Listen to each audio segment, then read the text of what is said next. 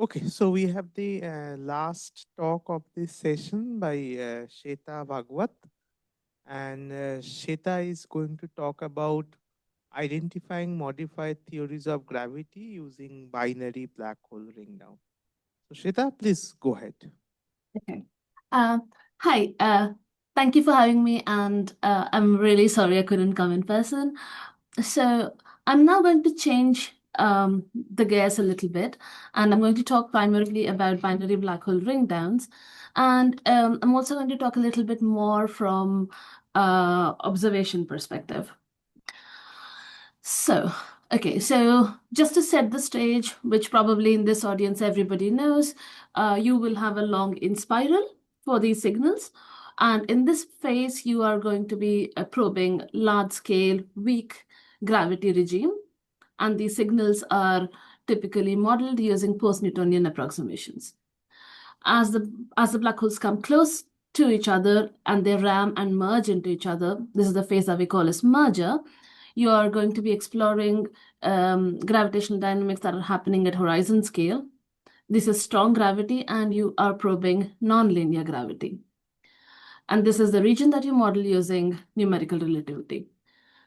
Following this, you have the phase that we call ring down, where you already have the final black hole formed. It's also relaxed to somewhat perturbative regime. And now it's ringing down with the modes of the final black hole that is formed. And this is the phase that we call as ring down. And here you're also probing horizon scale dynamics, and you are in a strong field regime. But here you're primarily looking at the linear behavior of strong field gravity. Okay, so now that we have that out of the way, I'm just going to go more into ring down and black hole spectroscopy. So the ring down models, a binary black hole ring down can be modeled as superposition of quasi-normal modes of the final remnant black hole, plus some pieces like prompt response, tail, second order effect, etc. I am not going to be talking about the subleading effects, and I'm going to mostly focus on just the superposition of quasi-normal modes as the ring down model. Okay, so when you have the final black hole that's formed, it sort of rings like a struck bell with its quasi-normal mode frequency, and the ring down can be written simply as superposition, a linear superposition of all of these modes. They are generally indexed by three indices, which correspond to the spheroidal harmonic indices, L, M, and N. And yes, and you can just write it as a damped sinusoid part, which is over here, and the amplitude and phases corresponding to each of these modes. Now, black hole spectroscopy has been there in the field for a very long time, and it's the program of measuring these modes, specifically measuring the frequency and damping time content of these modes and comparing it to what you expect theoretically. Okay, sorry, go next. No. Okay, so black hole spectroscopy has been used as a null test for some time now. We've been trying to do this since the very first detection of gravitational waves, but recently we've had the 250114, which already Emanuele talked about a little bit. And this, for example, was the first time when the LIGO collaboration confidently saw hints of a secondary mode, and therefore can perform black hole spectroscopy on it.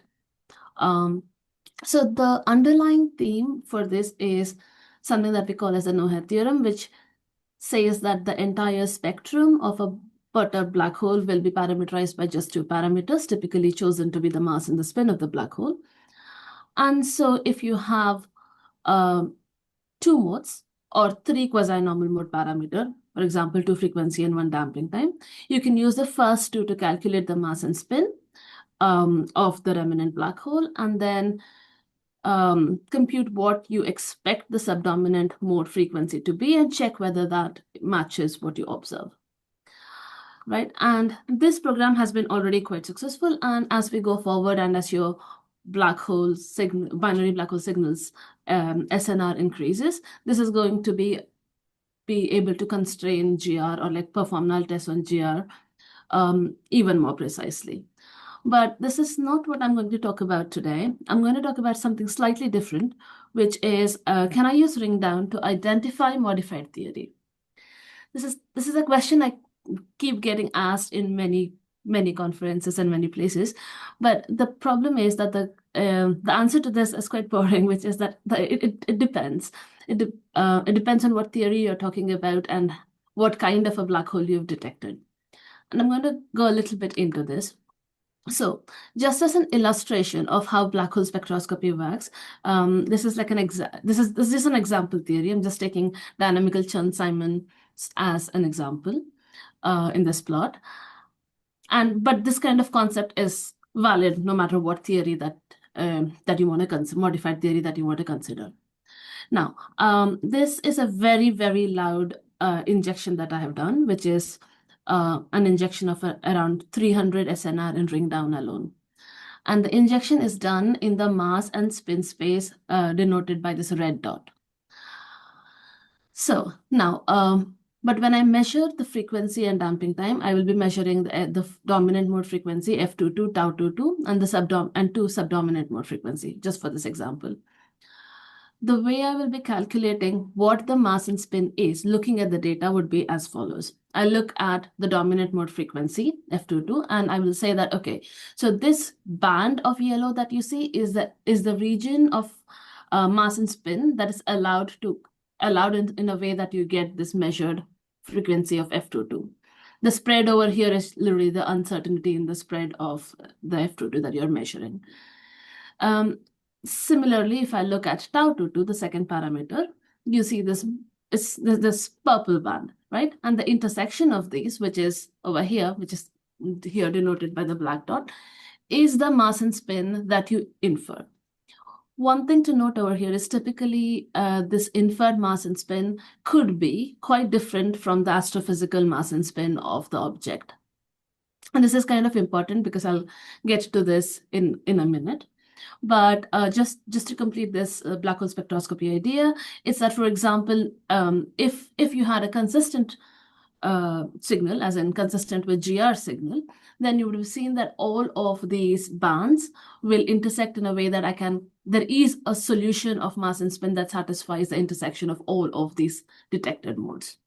And as you can see, more the number of modes, more stringent the test of GR I can make. Better measured and more stringent I can make, i.e. more the number of these bands, it's harder to get an intersection that sort of matches unless you are in GR, and less the uncertainty in measurements, I'll have to match thinner bands, right? So this is the basic idea. So going to the next slide. So the reason this is important, that I'm not measuring the astrophysical mass but I'm measuring sort of an effective mass, is because effective mass and spin is because the amount of deviation that you will be able to measure is not the true deviation of these modes from what GR says. It is more like the modes that you project on with this effective mass and spin. Just again, as an example, I'm just looking at another modified theory, Einstein-Dilaton-Gauss-Bonnet, which was just talked about in previous talks. Again, this is just for an example. And on the left-hand side, I have the coupling parameter of the theory, normalized in a certain manner, but that's not important right now. And on the y-axis, I have the deviation, the true deviation of each of these modes from their GR counterparts, right? And same, looking at the subdominant mode 3-3, which is the teal or blue line over here. And say I'm looking at the 2-1 mode, which is the pink line. And for now, let's just look at the mass ratio of 1.4. The reason why I'm marking the mass ratio is the mass ratio determines how loud a particular mode will be. And depending on how loud the particular mode will be, the effects will, of course, be slightly different, right? Okay, so I'm looking at this blue line.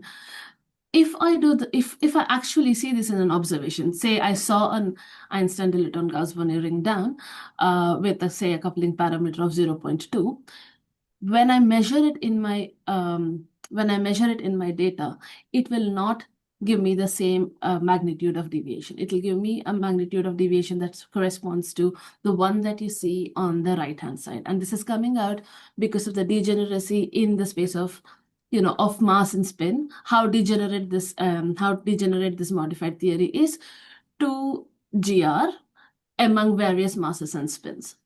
So for example, it can be bad or good. For example, if you look at the 3-3 mode, it looks like it is you get a much reduced deviation, right? In this case, for example, I was getting around 0.1 deviation, and here I'll start getting I need much larger coupling for that. So even more drastic case, just to illustrate the point, would be something like Kerr-Newman, where the spectrums are quite degenerate. So the mass MF and chi-F in GR looks very similar to a different mass MF tilde, chi-F tilde in the Kerr-Newman space. Right. For example, it's the same thing over here. I'm plotting 3 modes for 3 different mass ratios. On the x-axis, you have the charge of the black hole. And on the y-axis, you have the difference. So this is how it looks if you have, if you could find out the exact astrophysical masses. But from the data analysis point of view, this difference is barely measurable. So you will probably never be able to differentiate a Kerr-Newman black hole from a Kerr black hole looking at the data, right? And this is just an example. We know that we probably are not going to have Kerr-Newman just astrophysically anyways. So the question of, can I use Ringdown to identify modified theory? If I ask this question, yes, it depends. But let me try to ask the question in a little bit more specific manner. What if I ask, how large should my Ringdown be for detecting a modification in the theory that produces 1% deviation in the dominant mode? The answer to this again is, it depends. There's not a good answer that you can easily say. And I'll just explore a little bit of why for this. So let's first look at the plot on the right. And what you're seeing is here this is an injection of subdomain of a modified theory, dynamical Chern-Simons, again for like 3 mass ratios. And the black dot corresponds to where GR is, where GR should be, that is a deviation of the 3-3, and 2-1 mode should be 0. And what you're looking at are the blue lines are the 95% confidence interval. So what you see is the pink or the green, which corresponds to mass ratio of 3 or 5, are excluding GR at a 95% confidence level. Whereas the blue, which is mass ratio of 1, is excluding GR only at 90%. So is containing GR just barely in its 95% contour. If you look at the graph on the left, each point of this graph corresponds to an injection. There are various theories that I've tried to put in it and sort of get at what quantile they're excluding GR on the y-axis and the signal to noise ratio that is required in the Ringdown on the y-axis. And what you see is you at least want to exclude GR at say 90 or 95% interval. So what's important is the parts that you see above 0.9 on the y-axis. So this point is what corresponds to this graph, right? So you do see that different theories, even though they're going to give you 1% deviation in the dominant mode, whether or not you can identify them as different from GR depends really on how your theory looks. Now, going a bit more further, okay. Yes, it depends even more in the sense of, now I'm just doing this as one dimension. So if I go back to this, there is one-dimensional histograms that you have here and a two-dimensional, contours on here. So depending on what you're using as a metric to say this, that you're deviating from GR or not also kind of matters. For example, you see, if I'm using a one-dimensional quantile of only 3-3 mode versus whether I'm using two-dimensional quantile, it is sort of different. It is also different depending on what mass ratio things are, i.e. how much each modes are getting excited. I'm not going to spend a lot of time on this because I'm running out of time. But whenever you see these kind of statements about whether or not you can distinguish theories of black hole spectroscopy, there are a couple of things to keep in mind. The first thing is that All of these are talking about black hole spectroscopy as a standalone, which probably will never happen. You'll always have an Inspire, you can get some information from there. And also the fact that these are considering that you're not putting any constraints on the amplitude and phases of the mode. You're just using the frequency and damping time. So probably in reality, you can do much better than these. The second thing is all of these results that you see mostly for a small set of tangible modified theories. As it was already explained in talks before, finding quasi-normal modes for modified theory is quite technically hard, and we don't have a lot of them. Also, the things that we have, we don't fully have the nonlinear merger scenario for most of them. And that means that we do not know if the modes that we're considering as excited are actually being excited. For example, you might have a theory where you have a smoking gun mode, as in like you're not expecting a particular mode like 2-0 mode, or a difference between 2-2 and 2-2 mode, or for example, presence of a scalar mode. And those could be a smoking gun. And then the last thing to remember is that we only know the spectrums to certain perturbative orders. For example, the DCS that I've used was linear order in spin and second order in coupling. So most of the Hornbesky families are scalar sector. So these are things that you need to, anytime you see results of black hole spectroscopy, these are things that you need to keep in mind. I think I've run out of time, so I'll stop here and take questions. Yeah, thanks. So. Yeah, questions? Thanks, Swetha, for the nice presentation. I have a quick question about just measurement in general. So I would imagine that some of your favorite systems for these kind of tests would be maybe intermediate mass black hole mergers. For example, something like 1905-21 or 2311-23, where most of your signal is dominated by, well, Ringdown, and most of SNR is in Ringdown. But I also imagine that for these kind of systems, you have high precession effects, spin orbit precession effects. So would that be a problem for the kind of constraints you want to apply? This is a very good question. In fact, I've been very interested in processing Ringdown lately because of this. So yes, like a lot of systems where you have seen a high mass merger, they seem to have support for precession. And this is actually, this is very good for Ringdown in the sense that they will excite more modes. So you'll be able to do the constraining of GR much better, except we also do not have a very good model of predicting amplitude and phase for these modes. This is something that I've been looking at recently, and it is kind of very hard to model the amplitudes and phases of the Ringdown for processing modes very well.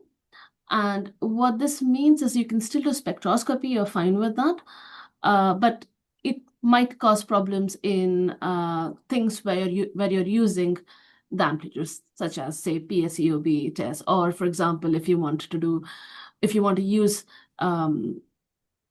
consistencies where amplitude is involved or phases are involved. Otherwise, for black hole spectroscopy itself, I don't think this is a problem. One question, so could be very naive question. The ordering of these modes is in terms of amplitudes for different modes, that could change depending upon mass ratio and other factors, right? Like the higher element modes could have higher amplitudes or SNR effectively. Could that be the case? And related question, can that be used to check these different gravity theories? Yes, actually, thank you for this question. I do have a couple of slides for this, exactly this thing. So yes, so amplitudes of the modes are kind of very interesting. And this is something that we had done with my collaborator, Francisco and Paolo. So essentially what happens with amplitude is like, we are not yet using them as well as we could. And the idea is the following. The idea is you do get your amplitude and phases from your numerical relativity simulations, right? So it is predicted by the theory, and you can use it to also find the consistency. The problem with that is the following. The problem is that we don't know, we don't have an expectation of how they differ in any of the modified theories, right? So it's hard to quantify how much they're going to improve. But the truth is that so these amplitudes and phases are set during the plunge merger prominently. So if your modified theory is such that your plunge merger state, which is like the nonlinear strong field gravity region, changes, you will see differences in your phase and amplitude. Moreover, you could also have excitations of modes that would not have gotten excited in GR, and these are amazing because this will be like the smoking gun for these systems to be identified. So absolutely, we should start using amplitude and phases for this, and they have a very good handle towards identifying modifications to the theory. Hello? What I suggest is that let us take this to the discussion because we are already running late. Yeah, And absolutely. I would request Swetha to just be present for the discussion, which will start maybe in 15 minutes or so. 20 minutes. So 20 when minutes. Yeah. where- 20 20. minutes. So where we can Yeah, have yeah. more questions. Okay. So let's Perfect. thank Swetha 1 second. And Thank all the you. speakers of this session.